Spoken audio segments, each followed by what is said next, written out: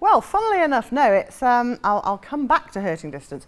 The one that's not based on personal experience is my 5th crime novel, A Room Swept White, which was inspired by events in the news. And normally, I mean, I watch the news, but normally it would never make me want to write a book. But when the trial of Sally Clark was going on, I don't know whether any of you remember, Sally Clark was one of 3 women who made the headlines. The other 2 were Angela Cannings and Trupti Patel, and they were each accused of murdering more than one of their own babies. And they were all tried for multiple murders, and the same paediatrician testified against all of them. And 2 of them, Clark and Cannings, went to prison for murder and then were released on appeal. Trupti Patel was not convicted, she was found not guilty. But I became fascinated by these cases, especially when I heard that this paediatrician, whose name was Roy Meadow, had presented a statistic at Sally Clark's trial, and the statistic was the odds of there being more than one natural death of a child in one nuclear family was 73 million to 1. So basically he was saying that, you know, the chances of these babies dying accidentally, naturally, was 73 million to 1. And therefore he believed it was murder, and that was what he testified at all of these trials. And people believed him. They certainly believed him for Sally Clark and Angela Cannings. By the time Trupti Patel stood trial, there'd been a few rumblings about, you know, hang on a minute, that statistic sounds well dodgy. I mean, you only have to think about it for 2 seconds to realise it's a bit weird, that statistic, because, you know, all it would take would be for there to be a family with an undiagnosed condition, or, you know, things do tend to run in families, and if the thing that runs is an undiagnosed, you know, respiratory disorder, who knows? You know, it seems quite likely that more than one baby might die. Anyway, so the tide of opinion then turned against Roy Meadow, and everyone who had previously been saying, oh, of course all these women are guilty, I mean, look at them, they're guilty, why would the police bother to prosecute them if they weren't? Suddenly everyone was saying, oh, none of these women can be guilty.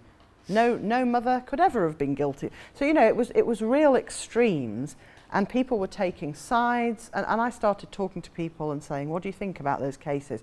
And I was quite shocked by the number of people, well, basically everybody, who said either, oh, well, they all did it, you know, all those women, they all smother their baby. Cot death's basically smothering, isn't it? And people just don't realise. Or they would say, oh, doctors, they're all evil. I went to the doctor with an ingrown toenail and he chopped off my arm. And, you know, and nobody said, maybe some of the women are guilty and some aren't, or maybe some of the doctors are dodgy and some aren't. So that really gripped me, and I wanted to write a fictional sort of account of that kind of case. But no, all the others were inspired by real events. Hurting Distance was inspired by 2 separate stories well, one of them was the husband of a friend of mine, and one of them was the brother of a friend of mine. Completely coincidentally, they told me the stories of what they'd got up to on a particular friend's stag night. And they presented these stories in a kind of, oh, you'll never guess what we got up to kind of way, as though they were going to tell me about some jolly jape that I would think was, you know, a bit mischievous but basically fun. And they both told these absolutely horrendous stories that made me think, yikes, quite frankly. And so then I just sort of added to that and thought, you know, how bad could that get if taken to an extreme? That was one aspect of it. And another aspect of the motivation for Hurting Distance was that when I had the idea, I was very, very cross and upset because somebody who I thought should have treated me well had treated me badly. So I was feeling really sorry for myself. So I think that's why in Hurting Distance, the heroine has a particularly awful time, because I'm quite self-indulgent, and so I sort of thought, I've had a particularly awful time, so I'm going to write about someone having a particularly awful time.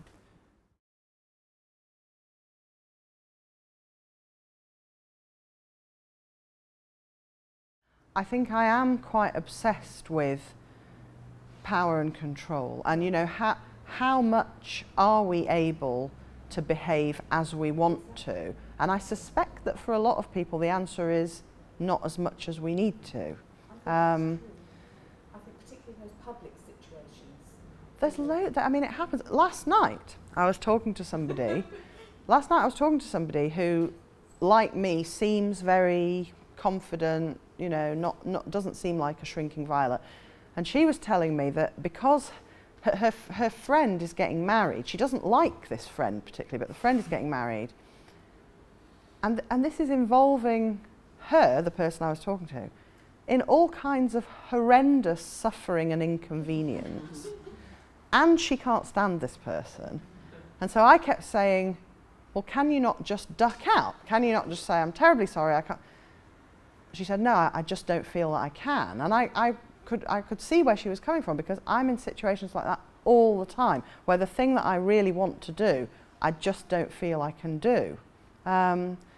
And actually, I think my appearance is deceptive. I think I'm feisty. Like, if all of the things being equal, I'm quite talkative and I'm quite jolly, but I'm basically a wimp. I find it incredibly hard to stand up for myself. So I only seem like a strong character when I don't have any cause to stand up for myself. But I think there's a difference between being kind of outgoing and gregarious and actually being strong. For example, if people treat me badly and I even stand up for myself in a tiny way, I immediately feel terribly guilty. Immediately. In fact, it happened today. Somebody sent me an email who should have sent me an email a lot sooner. So this was reprehensible non-sending of email. So because this person had not sent me an email for so long when they really should have done, instead of sending a really friendly, gushy email back, I sent a slightly cool email back. I mean, perfectly civilized and basically friendly, but slightly cool, with fewer kisses than normal after my initial. Sent it. The minute I sent it, I thought, oh no, I'm a terrible person. I deserve not to have any friends. Everyone will hate me. And I just, you know, so I think that's a sort of quite common thing. But I'll think about that, because that hadn't occurred to me. But I was really interested, you know, this case recently of Chris Huhne and Vicky Price. I was obsessed with that for that very reason, because she was claiming that he'd kind of pushed her into taking these speeding points, but then on the other hand, this hadn't worried her at all until he left her for another woman. And, you know, everyone, I'm addicted to Twitter, and everyone on Twitter was talking about this case, and most people seemed to feel that he was more to blame than her. And I didn't agree with that, because I thought they both committed the crime, but she was the only one who tried to get her co-conspirator sent to prison while staying out of prison herself. And to me, that's a more serious moral offence than anything to do with speeding points. So, yeah, and I think it is one of my preoccupations is, you know, control and free will, and, you know, I think there's a bit toward, this isn't giving the ending away, but I think there's a bit towards the end of the book where somebody says about a baddie in the book, somebody said something judgmental about a baddie, and somebody else says, but if you were that person in that situation with that mindset and that particular set of psychological resources, you would have behaved exactly as they did. And the other character says, isn't that a pointless thing to say? Isn't that just the same as saying if you were them, you'd have done what they did? But actually, I do think that's quite an interesting thing. You know, so the characters in The Carrier who behave badly are people who just don't have the strength to behave well, really. They're not evil people. They just can't quite muster together the necessary confidence and strength to behave well.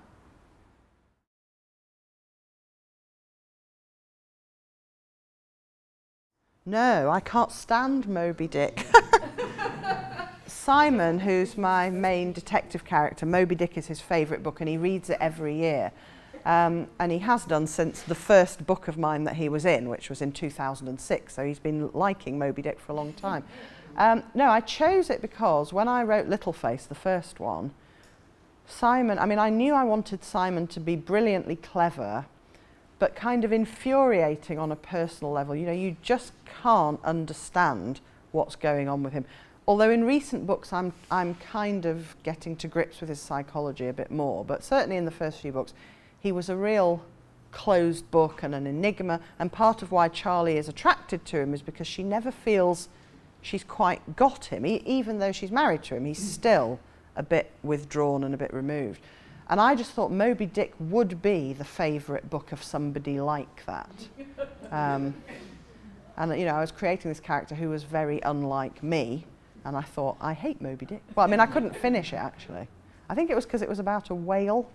Yeah, I'm not that interested in whales. I'm sure it's about other things as well. But now it's just, you know, I like the fact that it's Simon's favourite book. And in The Carrier, the fact that it's his favourite book is relevant to the plot in a way that quite amused me. So I do quite like the Moby Dick thing.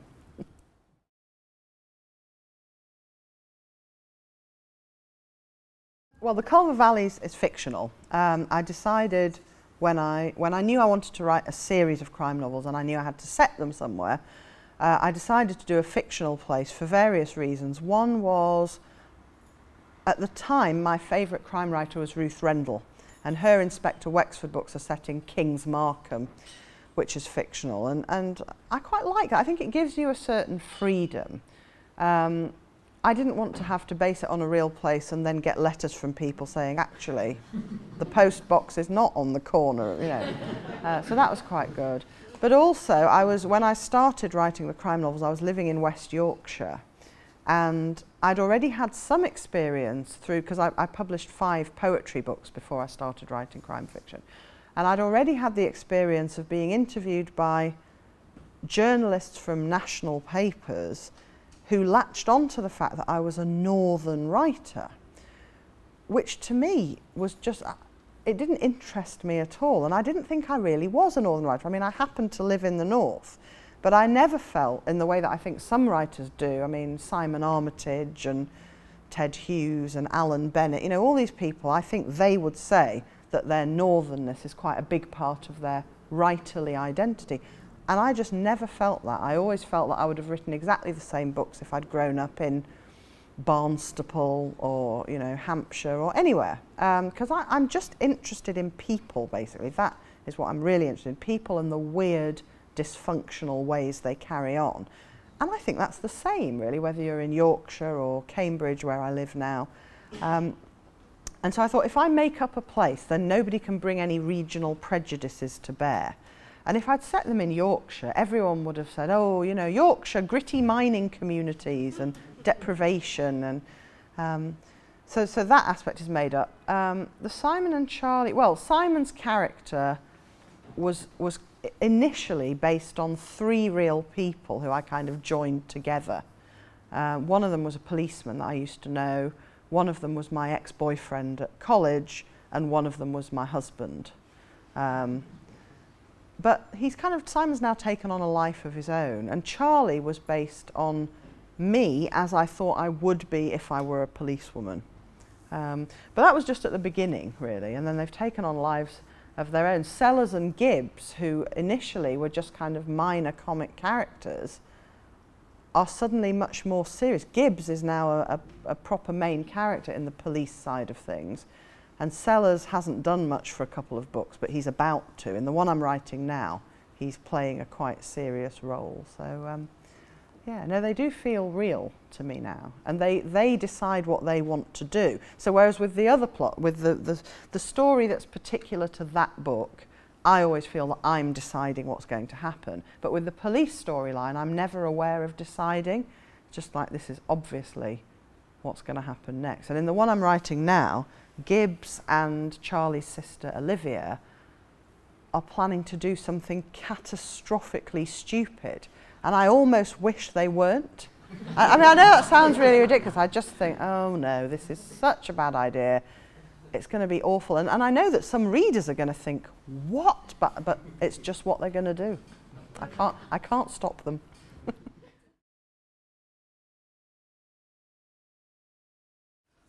I used to have more of a routine than I do now. I used to write between about 11:30 and 6 without a break. But I've found that certainly when I was writing The Carrier and the book I'm writing now, it just doesn't work for me to have a routine anymore. It also doesn't work for me not having a routine. I kind of wish I could still have a routine, but whenever I try to have one, I have to go to Norway or something. So it just seems impossible to have a routine. So what I do is I just, whenever I can, I've got a laptop which is recharging over there, and whenever I have a spare hour, a spare afternoon, I whip out the laptop and write as much as I can.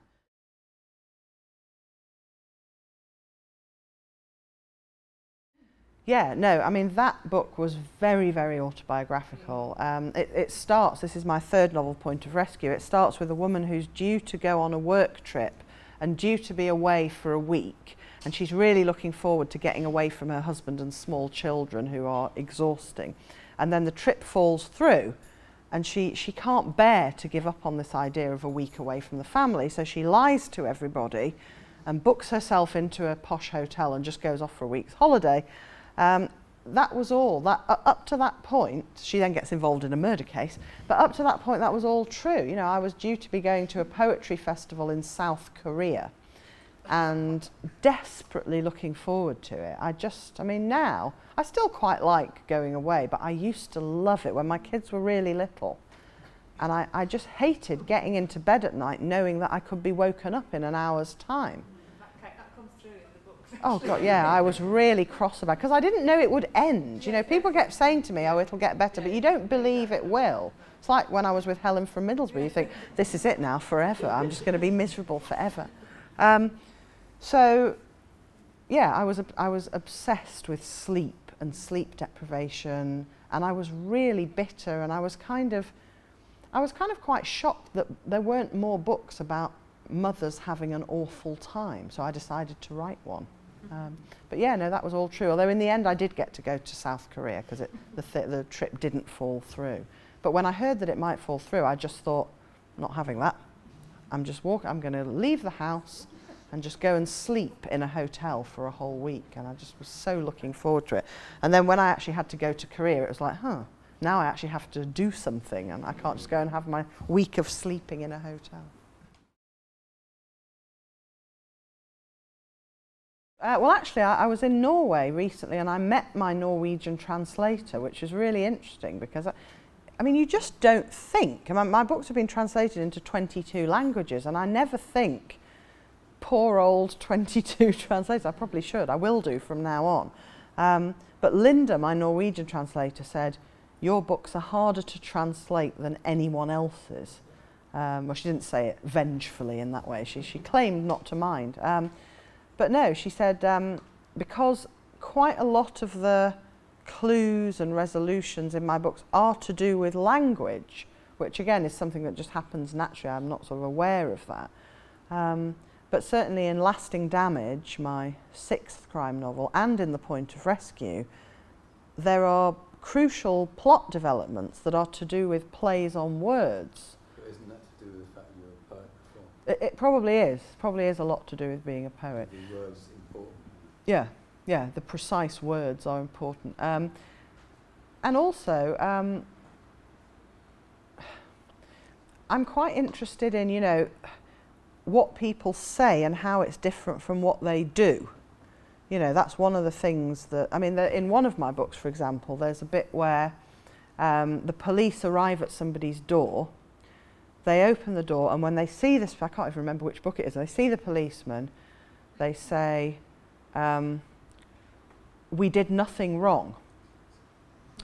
And then 2 of the police are having a conversation about this later on, and they're having a conversation about the difference between we did nothing wrong and we've done nothing wrong. And as I was writing it, I was thinking, no one else had put this in a book. I must be mad. You know, but that kind of sort of pernickety difference between different ways of saying things, I am quite fascinated by. So, you know, we've done nothing wrong means out of all the many things we've done, I can't think of anything that's wrong. Whereas we did nothing wrong means in this specific case we're thinking of, we were in the right. So that's the kind of thing that gives Linda trouble with my books. But no, you don't have any control over the translator. The international publisher will employ the translator. They then see the translation and they then judge, is it a good translation? And frankly, I would have no idea because I don't speak. I mean, even the languages I do speak, which are French and Spanish, I don't speak them anywhere near fluently enough to know a good translation from a bad one. I've always written both. So I've always loved rhyming poetry and mystery stories, basically, ever since I was quite a young kid. And I've always written both. And when I was about 17 or 18, I wrote 3 crime novels and sent them off to publishers and agents and got completely, or everybody said, no, sorry, we're not publishing this. I mean, they all said, you know, your writing's good and, you know, maybe one day you'll write a crime novel that isn't completely ridiculous. And, but basically they were not publishable. And at the same time, I was writing poems which were getting published and which seemed to be of a higher standard relative to other published poetry. So I just thought, fair enough, I can't write crime fiction, but I can write poetry, so I ought to concentrate on that. And did that for 10 years, very happily, and I could have quite happily just carried on being a poet. But then when I had my first baby, while I was in hospital, I nearly mixed up my baby with another baby. And that gave me the idea to write a novel about a woman who claimed her baby had been swapped for another baby. And I thought, well, there's no way that's a poem.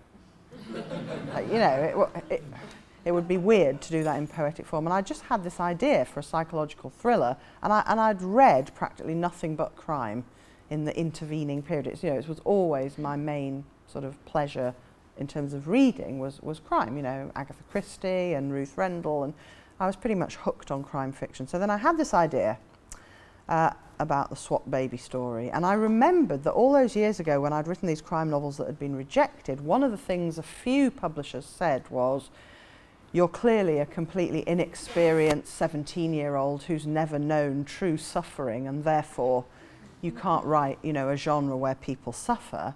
And having taken 5 days to have a baby in great agony, I thought, yeah, I've probably suffered enough now. So I thought, I'll give it one more go and see if my authentic suffering makes me any better a crime writer. And I think it did, actually, because since then I've suffered loads and I've put it all into the books. And I think it does help. It does help if you're writing about people going through awful things, if you've been through a few awful things yourself. And I know I seem very jolly, but I have suffered greatly. Thank you. Thank you.